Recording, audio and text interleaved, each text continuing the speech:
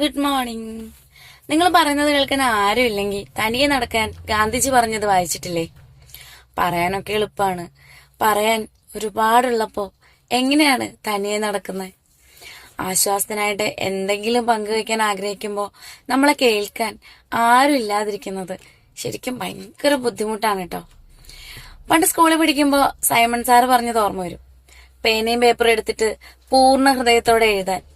ഇവിടെ ആരും നിങ്ങളെയോ നിങ്ങളുടെ കഥയെയോ ഒന്നും വിലയിരുത്താൻ പോകുന്നില്ല എന്നൊക്കെ, എല്ലാം നിങ്ങൾ മാത്രമാണെന്നൊക്കെ. എന്നിട്ട് അത് വായിക്കാൻ, ഇതാണ് ഏറ്റവും നല്ല മാർഗമെന്നും.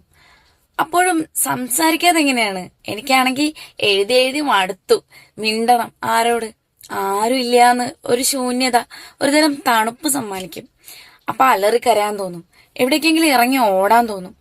അപ്പൊ പിന്നെ മുറ്റത്തേക്ക് ഇറങ്ങിയിട്ട് ആകാശത്തേക്ക് നോക്കി നക്ഷത്രങ്ങളോട് കിന്നാരം പറയും.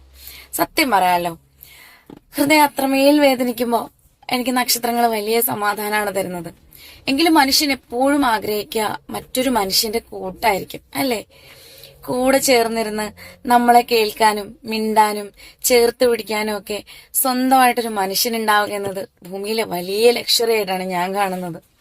എന്റെ മുന്നിലൊരു തുലാസിൽ ഒരു പെട്ടി നിറയെ നോട്ട് കെട്ടുകളും ഒരു മനുഷ്യനും ഉണ്ടെങ്കിൽ ഞാൻ ആ മനുഷ്യനെ മതിയെന്ന് പറയും. മനുഷ്യന്മാരെ എത്ര സ്നേഹിച്ചാലും മടുക്കാത്ത ഒരാളാണ് ഞാൻ. സ്നേഹിക്കാനെടുക്കുന്ന സമയങ്ങളാണ് ജീവിതത്തിലെ എന്റെ ഇൻവെസ്റ്റ്മെന്റ് എന്നാണ് ഞാൻ വിശ്വസിക്കുന്നത്. ആരും തിരിച്ച് അങ്ങനെ ഒരു സമയവും എനിക്ക് വേണ്ടി കാത്തു വെച്ചിട്ടില്ല കേട്ടോ.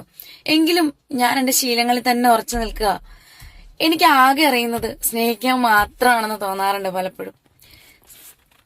സന്തോഷം വന്നാലും സങ്കടം വന്നാലും പ്രണയം തോന്നിയാലും ദേഷ്യം തോന്നിയാലും ഒക്കെ ഞാൻ സംസാരിച്ചാണ് പ്രകടിപ്പിക്കുക. ഇങ്ങനെയൊക്കെ ആണേലും ഞാൻ സങ്കടങ്ങൾ മാത്രം പങ്കുവയ്ക്കാൻ ഇഷ്ടപ്പെടാറില്ല. ഉള്ളു നോവുന്നത് ഞാൻ മാത്രം അറിഞ്ഞാൽ പോരെ. എല്ലാ സന്തോഷങ്ങളും നമുക്ക് മധുരമുള്ള മിഠായി പോലെ നുണയാനുള്ളതല്ലേ? സങ്കടങ്ങള് കയ്പുനീരാണെങ്കിലും കുടിച്ചിറക്കാനുള്ളതും അല്ലേ?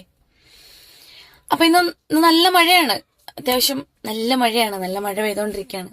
ഞാനിങ്ങനെ മഴയും തണുപ്പൊക്കെ പിടിച്ച് ഇങ്ങനെ കുറച്ച് ചൂടൊക്കെ ആയിട്ട് ചൂട് കിട്ടാൻ വേണ്ടിയിട്ടൊക്കെ ഇരിക്കാം. അപ്പൊ എല്ലാവർക്കും ഒരു നല്ല ദിവസം ആശംസിച്ചുകൊണ്ട് ടാറ്റാ.